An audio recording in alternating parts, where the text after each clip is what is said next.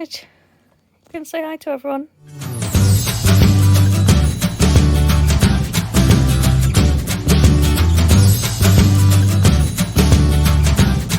Been a while, hasn't it? Oh, that sums up perfectly how it's been, hasn't it? So, this is the first video that I've done since we've probably not posted a video in a month, maybe more. I just wanted to let you guys know what's been going on, reassure you that we're fine, Major's absolutely fine, and that the plan is to be back at it as we were before. Midge, he's had a bath. There will be a video, which is why he looks like this. And a bit fed up. So we tend to obviously focus on Major rather than ourselves because he's the important one. And some of you knew that I was starting a new job. What you probably didn't know is that I have a couple of chronic illnesses. In fact, this month marked 10 years since I first got ill. So back when I was at university, I was in my first month. And I always know the date because it's exactly a week before my birthday. Oh, Mage. I know it's not a fun story.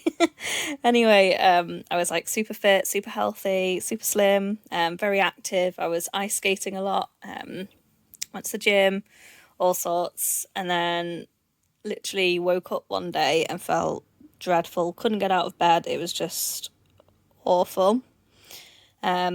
I went to the doctors and they said, oh, don't worry, it's tonsillitis, we'll give you antibiotics, we'll be better by your birthday. So I thought, great, fine. But I didn't get better. In the end, it turned out that I had glandular fever, which isn't known as glandular fever in America, but my brain's gone and I can't think what it's called. But yeah, so I had glandular fever and I was like super poorly with that, but I'm sort of the kind of person that doesn't like to give up. So even though I went home from university and did rest a bit, I maybe didn't give myself as much time as I should and pushed through a little bit, because that's kind of person who I am anyway. Anyway, just didn't get better. They kept saying, oh, you'll be better by February, you'll be better by Easter, you'll be better by summer, and I just didn't get better. So long story short, they did tests and things because I had like really random symptoms as well, but the fatigue was by far the worst part. And yeah, eventually lots of tests later, scans, etc. And they found out that, they kind of concluded that I've got ME, which is also known as chronic fatigue syndrome. And I'll give it a shot at saying it, but it's probably wrong. I think it's myalgic encephalomyelitis. Which is just, I say just, it's not just anything, it's a really, really exhausting illness to have, to be honest. I can do like little things and then they make me tired, and for a few years I was like super poorly with it. I just was pretty much bedbound if I made it to university, because I stayed at university because I loved my degree so much. I did not want to finish it. I absolutely had to blast it like with what I was studying. So for me, going through everything else was worth it. But it was pretty much go to university and then that was it. Couldn't really socialise or anything. I was so poorly. I couldn't like cook or anything. It was a really rough time. And then when I eventually got through university, I'm not sure how, to be honest, lots of medication. It's made me put on a lot of weight and stuff like that. They also found out I had fibromyalgia, which is like a chronic pain condition. I got home from university and I was just so poorly. I just don't know how I got through my last year and stuff. And yeah, I was sort of housebound for ages. Like, couldn't really walk down like the end of the road or anything. I was really, really poorly. And then just worked on it slowly, lots of rest. I felt really useless, hate not doing anything. And then, yeah, got to the point where I'd started working just on an hourly basis. What are you looking at? Oh, oh yeah. Started working on an hourly basis, and then where are you going?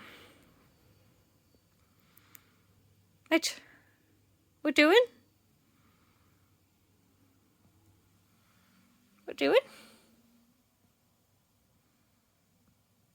No? Oh, I see. It's because Dad's out, isn't it? I know. I've had a hard morning with a bath. Anyway, so yeah, I started working and I was like literally doing like 1 hour a week, and then built up to like 2 hours a week, and then eventually built up to 3 hours a week. And it went really, really slowly like that until I managed to start working much more. So now I'm in a position where I work 4 days a week. And it is pretty all-consuming. I find certain times of the year particularly tiring, and particularly bad, like with pain and things like that.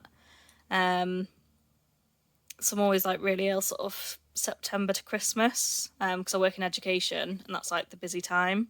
But then this time I started a new job, and it's going really, really well. I really love it. Just spin round for a minute.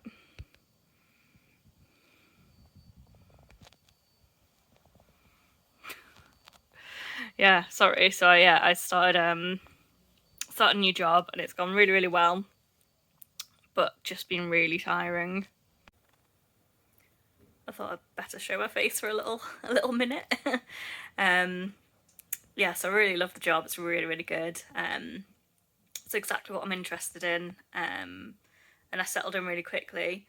But the big sort of price to pay with ME is when you do something new or more sort of exertion than you've got energy for, you get, it's called post-external malaise, and that basically means that you pay for it later. So I could like go out walking for the day. I'm sort of at the health where I could do that, but I would absolutely pay for it with fatigue and ill days and things for probably a couple of weeks after.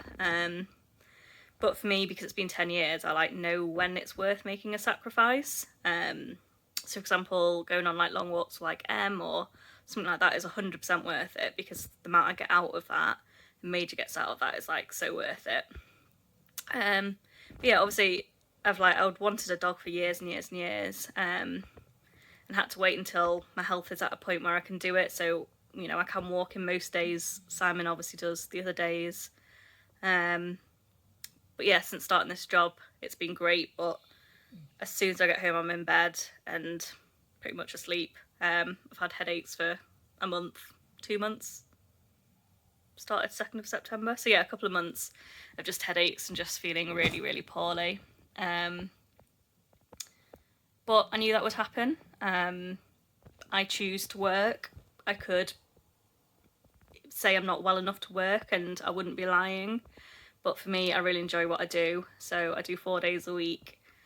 And it's just meant that content is just, I just haven't had time. I pretty much do all the content, the filming, editing and stuff like that. Instagram's been the same. I've just not really been posting anything because it's just a matter of survival through the day. But it's been half term this week and I booked it off, which was definitely the right thing to do. And I had these like grand plans of all these things I was going to do, like sort of the house out and things, but yeah, I've just not been well enough, been in bed for the week, but starting to feel a bit better now. So yeah, so I've finally got some content for you guys, finally had some time to edit, and yeah, I just wanted to say we're back. Sorry for the delay, but here we are. But you've been fine, haven't you, Mage? You miss Mum when she goes to work, but you get used to it. Fortunately, Si works from home, so you're not often left on your own, even though you could be. And you've been getting used to it, haven't you? And he's still been living his happy self, still had all his walks and treats and adventures. It just hasn't been as much with me, and it hasn't really been filmed. if we go somewhere like to Granny's house. I've just been too tired to worry about filming content. So yeah, it's been a little while, but I'm hoping this will be back. I might do less videos for a little bit. I don't know. Just have to see how it goes. But we've missed you guys. I've appreciated people who've sent us messages, checking we're okay. And yeah, we're happy to be back a bit. I've also got some content coming, like his bath from today. Visits with his friends, his grannies. So yeah, he's a happy boy, really. Have you missed everyone, Mage? Give them all a kiss. Boop.